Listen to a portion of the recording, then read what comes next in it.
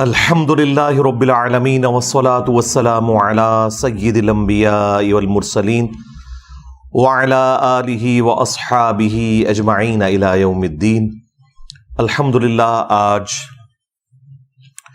27 اگست 2023 کو سنڈے کے دن ہمارا یہ پبلک سیشن نمبر 109 منعقد ہونے جا رہا ہے۔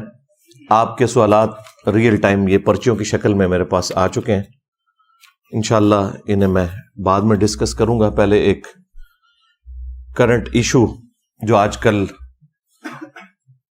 پاکستان کے مین سٹریم میڈیا کی بھی زینت بنا ہوا ہے اور سوشل میڈیا کے اوپر تو کافی دل دہلا دینے والی انفارمیشن سامنے آ رہی ہیں، اور وہ ہمارے صوبہ سندھ کے اندر رانی پور ایک جگہ ہے، وہاں پر ایک پیر صاحب ہیں اسد شاہ کے نام سے، ان کے گھر میں جو ظالمانہ قتل ہوا ایک کام کرنے والی بچی کا، فاطمہ جس کا نام تھا، بمشکل اس کی 10 سال عمر تھی۔ گھر والوں نے پیر صاحب کی خدمت کے لیے چھوڑا ہوا تھا، ظاہر ہے کہ جہالت عام ہے، اس طرح بچیاں لوگوں کے گھروں میں چھوڑنا خدمت کرنے کے لیے نہ تو یہ شرعی اعتبار سے حلال ہے اور نہ پاکستان کے قانون کے مطابق یہ حلال ہے۔ لیکن آپ کو پتہ ہے کہ ہم لوگ نہ دنیا کے ساتھ مخلص ہیں، نہ دین کے ساتھ، نہ اپنی آخرت کے ساتھ۔ صدیوں سے استحصال ہو رہا ہے غریب عوام کا، ان کی غربت اور جہالت دونوں کا فائدہ اٹھایا جاتا ہے، اور یہ جو پیر طبقہ ہے بالخصوص، ان کے علاوہ بھی وڈیرے، بڑے بڑے جاگیردار، پیسے والے لوگ صدیوں سے غریب لوگوں کا استحصال کرتے آئے ہیں۔ اسی کی ایک نمائندہ مثال یہ رانی پور والا واقعہ ہے۔ میڈیا کے ذریعے آپ کو کافی زیادہ تفصیلات اس کی معلوم چل گئی ہوں گی، میں ظاہر ہے کہ اس لیول پہ اتر کے تو وہ ساری گفتگو نہیں کر سکتا، وہ آپ کو آلریڈی معلوم ہے۔ میں تو اس کے ان پہلوؤں کے اوپر گفتگو کروں گا جو ہمارے اس پلیٹ فارم کا تقاضا ہے کہ ہم حق کے لیے آواز بلند کریں۔ افسوس کی بات یہ بھی ہے کہ سندھ میں پچھلی 3-4 دہائیوں سے اس سیاسی جماعت کی حکومت ہے کہ جو اپنے آپ کو ڈیموکریسی کا چیمپئن کہتی ہے اور اپنے زوم میں وہ کارل مارکس کے نظریات کو آگے لے کے چلنا چاہتے ہیں، لیکن پریکٹیکلی وہاں پر اسی طریقے سے فیوڈلزم جاری ہے، پیر فقیری کی فارم کے اندر، اور یہ سارے پیر فقیر تمام جماعتوں کے اندر اعلیٰ پوسٹوں کے اوپر بیٹھے ہوئے ہیں۔ حکومتیں جب بنتی ہیں، خواہ وہ پیپلز پارٹی کی حکومت ہو، مسلم لیگ کی ہو یا پی ٹی آئی کی ہو، آپ کو وہی چہرے نظر آئیں گے، ان کے اپنے معاملات اسی طریقے سے چل رہے ہیں۔ ہاں، صرف ٹی وی میں تقریر کرنے کے لیے، جلسوں میں بنیادی انسانی حقوق کی آواز اٹھانے کے لیے آپ کو یہ سرگرم نظر آئیں گے، لیکن پریکٹیکلی ان کی اپنی زندگیاں ان تمام چیزوں سے آ رہی ہیں، بلکہ یہ اس پورے سسٹم کے بینیفیشری ہیں کہ یہ غریب لوگوں کا اور جاہل لوگوں کا استحصال کر رہے ہیں۔ خود دیکھیں کہ ان کی اولادیں کتنی پڑھ لکھ گئی ہیں، دوسرے ملکوں سے پڑھ کے آئی ہوئی ہیں، لیکن اپنے علاقوں میں، نہ بلوچستان کے اندر اور نہ سندھ کے اندر، یہ لوگ سکولز اور کالجز یا یونیورسٹیز کو پروموٹ کرتے ہوں، بالکل آپ کو ایسا نظر نہیں آئے گا۔ یہ چاہتے ہیں کہ عوام جاہل رہے اور اس طریقے سے ہم انہیں اپنا غلام بنا کر رکھیں، کیونکہ جب جہالت دور ہوتی ہے تو سب سے پہلے ان لوگوں کی جو چودراہٹ ہے وہ سٹیک پہ لگ جاتی ہے، جن لوگوں نے لوگوں کی جہالت کا فائدہ اٹھایا ہوتا ہے۔ یہ اتنے بڑے 2 ہتھیار ہیں ان کے پاس، ایک جہالت اور دوسرا غربت، کہ جس کے ذریعے یہ کچھ بھی کر سکتے ہیں۔ ورنہ کس کا دل کرتا ہے کہ چھوٹے سے بچے، ہم خود بچوں والے ہیں، دوسروں کے گھروں میں خدمت کے لیے چھوڑ دیں، اور اس کے بعد کہ جب اس طرح کی چیزیں بھی باہر نکلتی ہیں، لوگ کہتے ہیں آج کل کے پیر فقیر جو ہیں وہ راہ راست سے ہٹ گئے ہیں اس لیے واقعات آ رہے ہیں. ان سے پہلے بھی جتنے لوگ ہیں وہ اسی قسم کے تھے. پہلے سوشل میڈیا نہیں تھا، ویڈیوز نہیں بنتی تھیں، خبریں باہر نہیں نکلتی تھیں، لوگ ڈرتے تھے بات کرتے ہوئے کیونکہ پورے خاندان غائب کروا دیے جاتے تھے. کس وجہ سے؟ کہ اگر کوئی حق کے لیے آواز بلند کرے، حکومتوں میں بیٹھے ہوئے لوگ انہی پیروں فقیروں کے جاگیرداروں کے بینیفیشری ہوتے تھے اور یہ ان کے بینیفیشری ہوتے تھے. اس وجہ سے کوئی آواز بلند نہیں کرتا تھا، پورا خاندان قتل ہو جاتا تھا. یہ آج بھی یہ جدید جو اس دور کے اندر آپ کو سچائی کے لیے آواز اٹھانا آسان ہو گیا میڈیا کی برکت سے، تو یہ بھی آپ گوروں کو دعائیں دیں کہ اللہ تعالیٰ انہیں ہدایت دے. یہ انہوں نے ایک بہت بڑا کام کر دیا، ادروائز ہمارے بڑوں نے تو ہمیں جاہل ہی رکھا.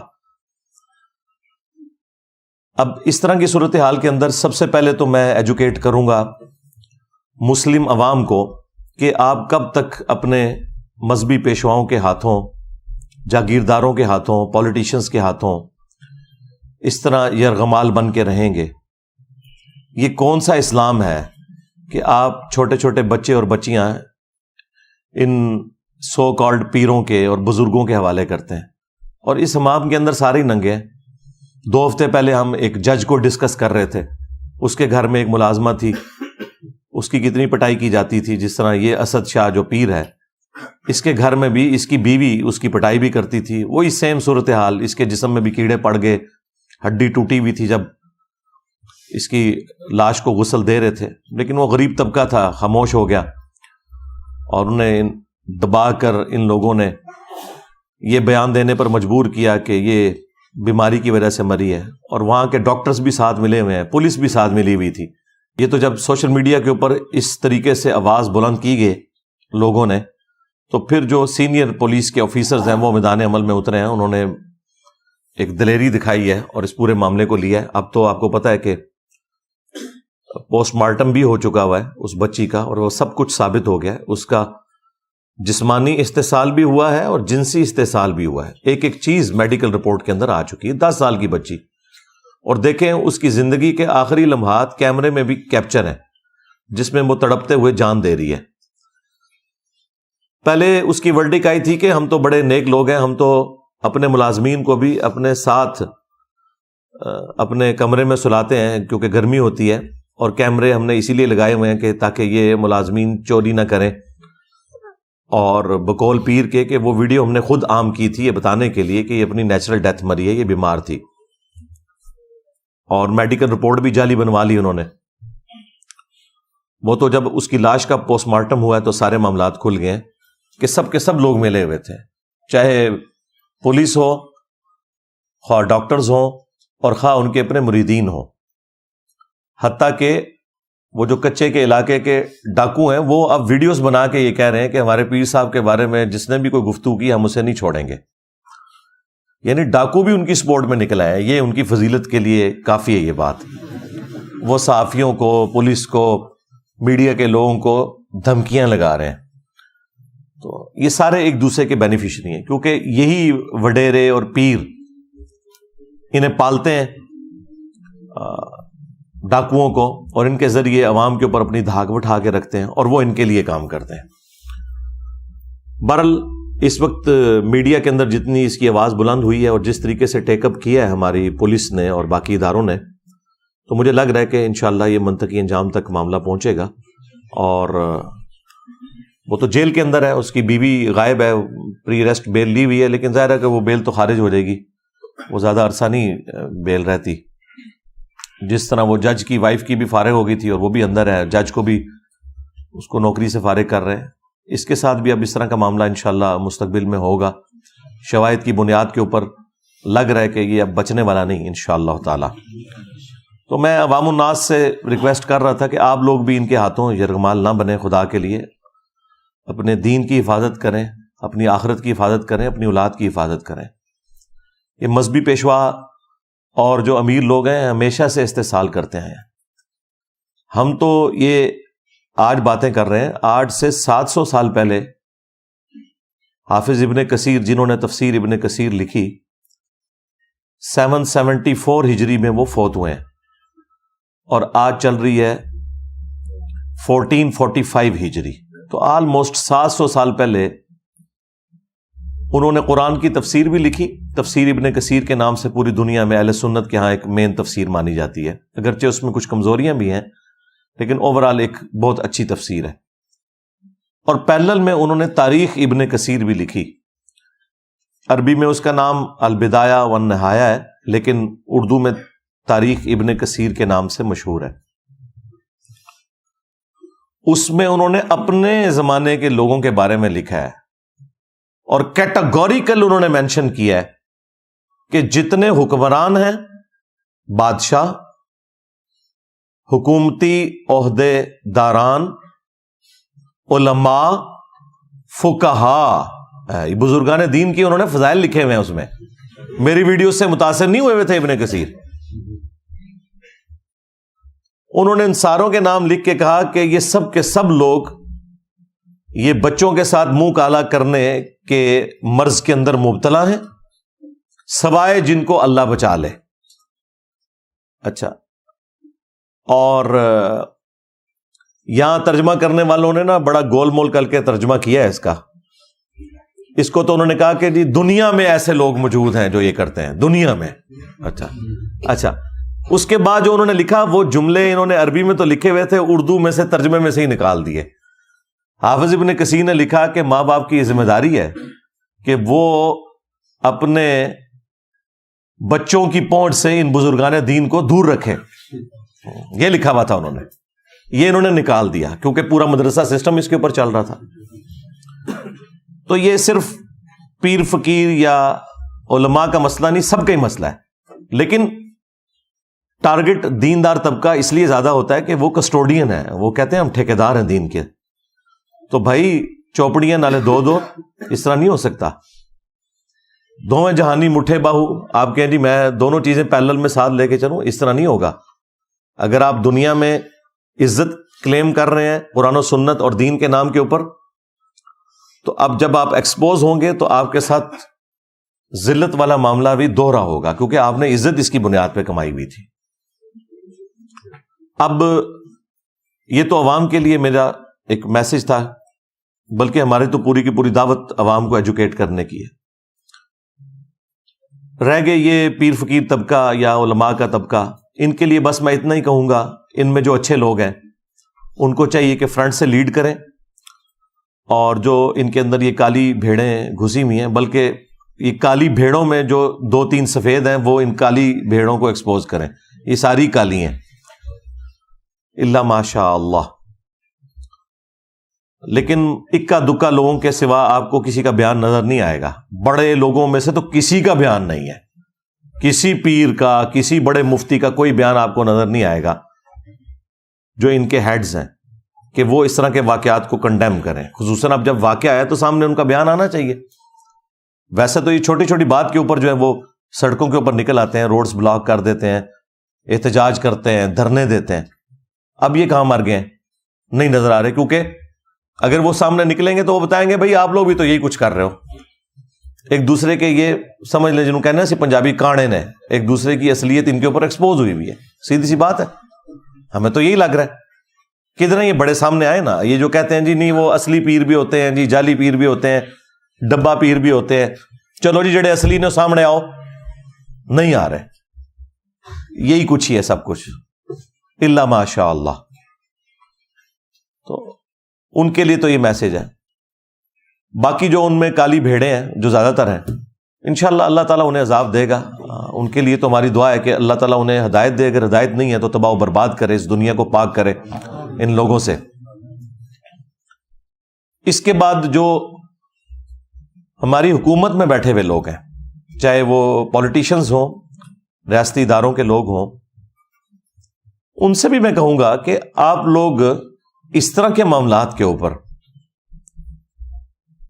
سینسٹیو ہو کر یہ سمجھتے ہوئے کہ یہ بچے ہمارے ہی بچے ہیں، اگر آپ کے بچوں کے ساتھ کوئی ایسا معاملہ ہوتا تو آپ لوگ کیا کرتے؟ آپ لوگ ان تمام معاملات کے اندر ان بچوں کو اپنا بچہ سمجھتے ہوئے ٹیک اپ کریں اور نہ دن دیکھیں اور نہ رات، اور ان معاملات کو فوراً منطقی انجام تک پہنچائیں اور میڈیا کے ذریعے عوام کو اپڈیٹ رکھیں اگر آپ آنے والی نسلوں کو بچانا چاہتے ہیں، نہ کہ یہ کہ آپ ان کی پشت کے اوپر کھڑے ہوں ان لوگوں کو سپورٹ کرنے کے لیے۔ جوڈیشری بھی سو موٹو کوئی اس طرح کے معاملات میں نہیں لے رہی ہوتی، باقی معاملات میں لے رہے ہوتے ہیں۔ اس وقت بھی سپریم کورٹ کے اندر 54,000 سے زیادہ پٹیشنز پڑی ہوئی ہیں، کیس پینڈنگ ہیں جو انہوں نے فیصلے کرنے ہیں، لیکن یہ فیصلے کیا کرتے ہیں کہ عمران خان کو ضمانت دینی ہے یا نہیں دینی، نواز شریف کے کیس ختم کرنے ہیں یا نہیں کرنے۔ رات کو یہ اپلیکیشنیں دیتے ہیں، صبح لگ جاتی ہیں، اور باقیوں کے کیسز سالوں سے لائن میں لگے ہوئے ہیں، مہینوں ہفتوں کی میں بات نہیں کر رہا۔ سپریم کورٹ میں 4 سال 5 سال 10 سال کیس نہیں لگتا کہ جی آپ کا تو نمبر ہی نہیں آیا، تو نمبر یہ ان لوگوں کے لگا رہے ہوتے ہیں کیونکہ سارے ایک دوسرے کے بینیفیشری ہیں، ایک دوسرے کو سپورٹ کرتے ہیں۔ شکلیں بدلتی ہیں، کرتوت سب کے ایک جیسے ہی ہوتے ہیں۔ ہاں، کچھ کے آپ کو شروع میں نہیں پتا چلتے، بعد میں پتا چل جاتے ہیں، اور کچھ کے آپ کو اوپنلی پتا چل جاتے ہیں، اس لیے آپ لوگ فرق کرتے ہیں۔ ہمیں تو اندازہ ہے کہ یہ پورے کا پورا سسٹم ہی اتنا بگڑ چکا ہے کہ اس کے اندر اب اتنی جلدی اصلاح ممکن نہیں ہے۔ تو حکومتی جو لوگ ہیں انہیں بھی یہ معاملات دیکھنے کی ضرورت ہے۔ یہ تو میں نے ساری جنرل باتیں کی، اب میں قرآن و سنت کے حوالے سے 2-4 باتیں عرض کر دوں۔ سورۃ المائدہ میں اللہ تعالیٰ نے سورۃ النساء کے اندر واضح طور پر حکم فرمایا کہ اے اہل ایمان، اللہ کے لیے کھڑے ہو جاؤ انصاف کے لیے گواہی دیتے ہوئے۔ اور سورہ نساء میں تو یہاں تک آیا کہ اگر تمہیں اپنی جان کے خلاف گواہی دینی پڑے، اپنے ماں باپ کے خلاف، رشتہ داروں کے خلاف گواہی دینی ہے اور سچائی کے لیے کھڑے ہونا ہے۔ اس طرح کے سارے معاملات کے اندر بھی جو لوگ گواہ ہیں انہیں پتہ ہے کہ ریئل ٹائم کیا ہوا ہے، انہیں بالکل گواہی دینے میں کوئی آر محسوس نہیں کرنی چاہیے اور دلیری سے گواہی دینی چاہیے۔ اس کے بعد اللہ تعالیٰ نے سورۃ المائدہ میں ایسے لوگوں کی جو سزا ہے وہ بھی بیان فرمائی ہے کہ ہم نے بنی اسرائیل کے لیے بھی یہ طے کر دیا تھا اور اس شریعت کے اندر بھی کہ جان کے بدلے جان، آنکھ کے بدلے آنکھ، ناک کے بدلے ناک، کان کے بدلے کان، دانت کے بدلے دانت، اور ہر زخم کے بدلے اس لیول کا زخم لگایا جائے اس ظالم کو کہ جس نے مظلوم کے ساتھ یہ سارا معاملہ کیا۔ اس طرح کے جتنے واقعات رپورٹ ہوتے ہیں، جو تکلیف ان لوگوں نے ان بچوں کو دی ہوتی ہیں، یہ ساری تکلیف انہیں دینی چاہیے اور اعلانیہ دینی چاہیے۔ سورۃ النور میں بھی آیا نا کہ بدکاری کی سزا کو ویٹ کرے گا مسلمانوں کا ایک گروہ تاکہ باقیوں کے لیے ڈیٹرنس ہو جائے۔ یہ چھپا کے سزائیں نہیں ہونی چاہیے بلکہ اعلانیہ ہونی چاہیے۔ اس کے بعد سورۃ المائدہ ہی میں اللہ تعالیٰ نے فرمایا کہ جو فساد فی الارض کرنے والے لوگ ہیں، یہ فساد فی الارض کرنے والے لوگ ہیں، اس طرح کے لوگ جو غریبوں کے ساتھ یہ ظلم والا معاملہ کرتے ہیں، یہ جو فساد فی الارض کرنے والے لوگ ہیں، ان کی سزا یہ ہے کہ ان کے مخالف سمت کے ہاتھ پاؤں کاٹ دیے جائیں اور انہیں سولی دے دیا جائے۔ پبلکلی یہ سارے کا سارا معاملہ ان کے ساتھ کیا جائے تاکہ باقی لوگوں کے لیے ڈیٹرس بنے۔ اس طرح کے جتنے بھی پیر فقیر لوگ ہیں یا حکومتی عہدے داران ہیں جو اس طرح کے معاملات کے اندر ملوث ہیں، ان کو اس قسم کی سزائیں ہونی چاہیے۔ اور یہاں تو قتل والا معاملہ بھی اس میں ایڈ ہو گیا، وہ تو بہت ہی سینسٹیو ایشو ہے۔ سورۃ المائدہ میں ہی اللہ تعالیٰ نے فرمایا کہ بس 2 استثناء ہے، ایک جان کے بدلے جان یعنی قتل کے بدلے قتل، اور دوسرا فساد فی الارض۔ ان 2 کیسز میں تو کسی کی جان لی جا سکتی ہے اور وہ بھی جوڈیشری کے تھرو، ہر شخص قانون ہاتھ میں نہیں لے گا۔ اس کے سوا جس نے کسی ایک جان کو بھی قتل کیا، گویا اس نے پوری انسانیت کا قتل کر دیا۔ اور پھر اللہ تعالیٰ نے فرمایا جس نے ایک جان کو بچایا گویا اس نے پوری انسانیت کو بچا لیا. پوری انسانیت کو کیسے بچا لیا؟ ڈیٹرنس کی وجہ سے. اگر قاتل کو یہ پتا ہو کہ مجھے سزا ملے گی تو وہ قتل سے باز آئے گا. اور یہ اسے کیسے پتا چلے گا؟ جب اس طرح کی حرکت کسی اور نے کی ہوگی اور اس کی سزا اس نے ویٹ کی ہوگی. 10 سال کی بچی اس کے ساتھ جسمانی اور جنسی زیادتی کرنے کے بعد قتل کیا گیا ہے نعوذ باللہ, اور میڈیکل رپورٹ بھی پھر اس کی خراب بنوائی گئی ہے اور گھر والوں کو بھی دبکا دیا گیا. یہ حالت ہے اس ملک کی. اس میں معافی معاملہ ہونا ہی نہیں چاہیے. اس طرح کا جو قتل ناحق ہے ایک مؤمن کا, اس کے بارے میں تو سورۃ النساء میں آیا کہ ہمیشہ کی جہنم ہے سزا. جی ہاں, ہمیشہ کی جہنم. اور اس کو سپورٹو وہ حدیث بھی ہے ابو داؤد کی کہ اللہ تعالیٰ قیامت کے دن یا تو شرک معاف نہیں کرے گا یا قتل ناحق کو معاف نہیں کرے گا, باقی ہر گناہ معاف کر دے گا جس کے لیے چاہے گا. یہ 2 گناہ ایسے ہیں کہ جن کے بارے میں اللہ تعالیٰ کا سٹانس بہت سخت ہے. اب اس میں سورہ النساء کے اندر اللہ تعالیٰ نے ایک آپشن رکھا ہے کہ اگر مقتول کے ورثاء معاف کرنا چاہیں تو وہ کر سکتے ہیں, اور اسی کی پلی پھر لے کے یہ سارے لوگ اینڈ پہ چھوٹتے ہیں. آج تک جتنے لوگ چھوٹے ہیں, لیکن انہیں یہ پتہ نہیں ہے اس کیٹیگری میں فال نہیں کرتی. یہ فساد فی الارض ہے اور اس کی سزا جو ہے وہ اسٹیٹ نے دینی ہے. اگر مقتول کے ورثاء معاف بھی کر دیں تب بھی جو ڈیٹرنس پھیل گئی ہے عوام الناس کے اندر, جو لوگ گھروں میں بیٹھے ہوئے سہم گئے ہیں, جن کے بچے ہیں, ان کے دل سے خوف کون کم کرے گا؟ اس کے لیے پھر یہ ہے کہ اسٹیٹ فرنٹ سے لیڈ کرے گی اور فساد فی الارض کی سزا ان لوگوں کو دی جائے گی. یہ بالکل نہیں چھوٹ سکتے. اسی لیے اللہ تعالیٰ نے قرآن پاک میں باقی گناہوں کے معاملے میں تو معافی کی روش اختیار کرنے کا حکم دیا, حقوق العباد کے معاملے میں بھی کہ ایک دوسرے کو معاف کر دیا کرو. لیکن قتل ناحق ایک ایسا گناہ ہے کہ جس کے بارے میں اللہ تعالیٰ نے قرآن پاک میں سورۃ البقرہ میں فرمایا وَلَكُمْ فِي الْقِصَاصِ حَيَاةٌ يَا أُولِي الْأَلْبَابِ. قتل کے بدلے میں, قتل کرنے میں انسانیت کی زندگی چھپی ہوئی ہے اے عقل مندو, تاکہ تم ڈر جاؤ. یعنی ڈیٹرنس اسی میں ہے کہ جس قاتل نے قتل کیا اس کے بدلے میں اس قاتل کو قتل کروایا جائے اور معافی کی روش اختیار نہ کی جائے. یہ قرآن کا اسلوب بھی نہیں ہے کہ آپ قاتل کو معاف کریں.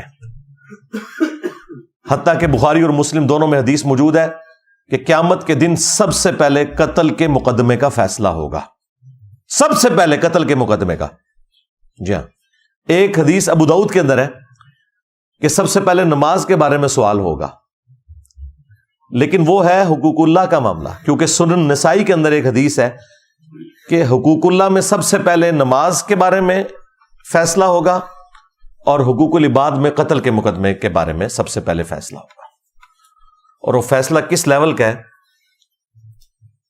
کہ ابو داؤد کے اندر حدیث موجود ہے کہ مقتول قیامت کے دن اپنے قاتل کو الٹ ہوگا. یہاں تو قاتل نے قتل کیا تھا نا, وہاں پہ جو قتل ہوا وہ شخص ہے وہ اپنے قاتل کو پیشانی کے بالوں سے پکڑے گا, اس حال میں کہ اس کی اپنی رگوں سے خون بہ رہا ہوگا, اور وہ اسے گھسیٹتا ہوا اللہ تعالیٰ کی بارگاہ کے اندر پیش کرے گا. اللہ تعالیٰ کے عرش کے پاس پہنچ جائے گا اور کہے گا کہ یا اللہ آج مجھے انصاف چاہیے کہ اس نے دنیا میں میری جان کیوں لی تھی. اتنی اللہ سے فرینکنس ہے مقتول کی کہ وہ قاتل کو پیشانی کے بالوں سے پکڑ کے اللہ کے پاس پہنچ جائے گا. یہی حدیث جب سنن نسائی میں آئی ہے تو اس میں وہ صحابی کہتے ہیں کہ اس حدیث کی وجہ سے وہ اپنا فتویٰ ساتھ دیتے ہیں کہ اعانت نہ کرو, مدد نہ کرو کسی قاتل کی مقتول کو قتل کرنے کے معاملے میں. اور وہ اسپیشلی حکمرانوں کو ذکر کرتے ہیں کہ اپنے معاملات کو سدھار لو. صحیح بخاری کے اندر ایک حدیث ہے, اس کو سپورٹو حدیث ترمذی میں ہے. ترمذی والی حدیث کے اوپر تو کلام ہے بعض محدثین کا, لیکن اس کے الفاظ بہت خطرناک ہیں. میرے نزدیک تو وہ روایت بخاری کی وجہ سے مضبوط ہو جاتی ہے. ترمذی میں الفاظ ہیں کہ اگر زمین و آسمان کی ساری مخلوقات مل کے ایک مومن کو قتل کرتے ہیں تو اللہ تعالیٰ پوری کائنات کو جہنم میں پھینک دے گا اس ایک مومن کے قتل کے بدلے میں.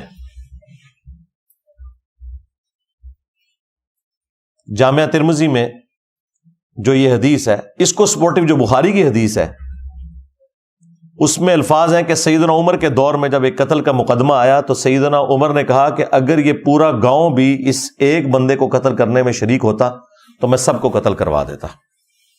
ایک بندے کے قتل کے بس. جامعہ ترمذی میں اور سنن ابن ماجہ میں حدیث ہے, نبی الاسلام نے فرمایا کہ اے کعبہ تیری خوشبو بہت اچھی ہے لیکن ایک مؤمن کی حرمت اللہ تعالی کے نزدیک تجھ سے بھی بڑھ کر ہے. اور جامعہ ترمذی میں حدیث ہے کہ نبی صلی اللہ علیہ وآلہ وسلم نے فرمایا کہ اللہ تعالیٰ کے نزدیک ایک مؤمن کا قتل کرنا اس سے بڑا گناہ ہے کہ کوئی شخص پوری دنیا کو تباہ و برباد کر دے. اب پوری دنیا کے اندر سب کچھ آتا ہے, سارے بزرگان دین, ان کے مزارات اور کعبہ شریف, سب کچھ کوئی برباد کر دینا, حرمت کی ساری جگہ ختم کر دے, اس سے بڑھ کر جرم ہے ایک مومن کا قتل. اور یہ صرف بات مومن تک نہیں ہے, صحیح بخاری میں حدیث ہے جس نے ایک کافر کو بھی ناحق قتل کیا جو مسلم سٹیٹ کے اندر ٹیکس دے کر عہد کی پاسداری کر رہا تھا, جزیہ دے کر رہ رہا تھا, تو اللہ تعالیٰ ایسے شخص کے اوپر جنت کو حرام کر دے گا یہاں تک کہ وہ جنت کی خوشبو بھی نہیں پائے گا جو کہ 40 سال کی مسافت سے آ رہی ہوگی. یعنی کافر کا ناحق قتل کرنے والا جنت میں جانا تو دور کی بات ہے, جنت کی خوشبو بھی نہیں پائے گا. تو مومن کا قتل تو پھر بہت بڑے لیول کی چیز ہے. لیکن یہ ساری کی ساری حدیثیں, آیات ہماری کتابوں میں لکھی رہ گئیں. پریکٹیکلی مسلمان اس وقت دنیا کے امن کے لیے ایک خطرہ ہی بنے ہوئے ہیں تھوڑے سے ہیں, زیادہ تر مسلمان تو ایسے نہیں ہیں, لیکن وہ تھوڑے اتنے ڈومیننٹ ہیں کہ اس دنیا کو انہوں نے جہنم بنا دیا. پاکستان کو تو بنا دیا ہے جہنم آپ کے سامنے. نہ مسلمانوں کی جان مسلمانوں کے ہاتھ سے محفوظ ہے اور نہ نان مسلمز کی جان ان لوگوں کے ہاتھ سے محفوظ ہے. جب چاہتے ہیں جس کے اوپر چاہتے ہیں چڑھ دوڑتے ہیں اور ایک سمجھ لیں لا قانونیت والا معاملہ نظر آتا ہے. اس لیے میں نے قتل ناحق سے متعلق یہ ساری حدیثیں فی البدی بیان کی, اور یہ اتنی دفعہ میں نے بیان کی ہیں کہ وہ مطلب مجھے کوئی بیٹھ کے کوئی رٹا نہیں مارنا پڑتا. یہ آپ رات کو 12 بجے بھی اٹھا کے مجھ سے آیات اور احادیث سنیں, کیونکہ اس ملک میں تو آئے دن یہ احادیث ہمیں بیان کرنی پڑتی ہیں کہ خدا کے لیے بیسک ہیومن رائٹس کا کوئی خیال کریں, یہ دنیا کو رہنے کے قابل چھوڑیں, خواہ انڈیویجول لیول پہ ہو خواہ جماعتی لیول کے اوپر ہو, ایک دوسرے کی جان کی قدر کریں. اور اس میں آخر میں حکمرانوں کے لیے میسج ضرور دوں گا جنہیں بڑا شوق ہے پوسٹ حاصل کرنے کا, لیکن میں ببانگ دوہل کئی ویڈیوز میں کہہ چکا ہوں کہ حکمرانوں کی تو جہنم کنفرم ہے, الا ماشاء اللہ کو بچ جائے تو بچ جائے, حکمران نہیں بچتے. انہیں بڑی شیروانیاں پہننے کا اور بڑی ٹائیاں لگانے کا, بڑے بیج لگانے کا شوق ہے, انہیں پتہ نہیں ہے کہ یہ پوسٹ کتنی خطرناک ہے. بخاری اور مسلم دونوں میں حدیث ہے کہ بدترین گڈریا وہ ہے جو کسی قوم کے اوپر گڈریا ہے, یعنی حکمران ہے, اگر اس نے انصاف نہ کیا تو وہ جنت کی خوشبو بھی نہیں پائے گا. ہاں جی, خوشبو بھی نہیں پائے گا. ایک اور حدیث ہے بخاری اور مسلم میں, تم میں ہر شخص نگہبان ہے, اس سے اس کی رعیت کے بارے میں پوچھا جائے گا. پھر نبی الاسلام نے اسے کھولا اور فرمایا کہ ایک خاوند اپنی بیوی اور بچوں کے اوپر حکمران ہے, اگر ان کے ساتھ انصاف نہ کیا تو اس کی پکڑ ہوگی. ایک بیوی اپنے خاوند کے مال اور بچوں کے اوپر حکمران ہے, اس سے اس کے بارے میں پوچھا جائے گا. اور ایک حاکم وقت اپنی رعایا کے اوپر نگہبان ہے, اس سے اس کے بارے میں پوچھا جائے گا. کامیاب ہو گیا تو ہو گیا, ادروائز تو جہنم پھر پکی ہو گئی. ہاں, اگر کوئی اچھا حکمران ہے اس کے بارے میں بخاری مسلم میں حدیث ہے کہ 7 لوگوں کو اللہ کے عرش کا سایہ ملنا ہے, ان میں سے پہلے نمبر پہ عادل حکمران ہے. ہاں, وہاں پہ بھی مرتبہ اوپر ہے, لیکن یہ پھر آپ کو ڈھونڈنے سے بھی نہیں ملے گا کوئی, یہ بڑا مشکل کام ہے. اس لیے اگر پوسٹ سنبھالی ہے تو میرے بھائی ان پوسٹ کے تقاضے بہت زیادہ ہیں. ذمہ داری پھر یہ نہیں ہے کہ آپ نے پریولیجز ہی لینے ہیں, نہیں, رسپانسبلٹی بڑھ جائے گی. اللہ کے حضور پھر کوئی چھڑوانے والا نہیں ہوگا اگر آپ نے اپنی پوسٹ کے ساتھ انصاف نہیں کیا اور اپنے معاملات کو صحیح طریقے سے نہیں لے کر چلیں۔ ہم تو حکمرانوں کو بار بار اس طرح کے معاملات کے اندر جھنجھوڑتے رہتے ہیں، چیزیں ہائی لائٹ کرتے رہتے ہیں، اور عوام الناس کو تو خیر مسلسل ایجوکیٹ کر رہے ہیں کہ اپنے معاملات کو سدھاریں، کسی کے اوپر آپ ڈپینڈنٹ نہ ہو، اپنے آپ کو ایجوکیٹ کریں۔ اس کے باوجود اگر اس طرح کے کوئی معاملات ہوتے ہیں تو پھر ہمیں اپنی غلطیوں کے اوپر بھی غور کرنا چاہیے۔ صلو علی محمد و آل محمد، اللہم صلی علی محمد وعلی آل محمد واصحاب محمد وازواج محمد وامت محمد اجمعین الی یوم الدین، آمین۔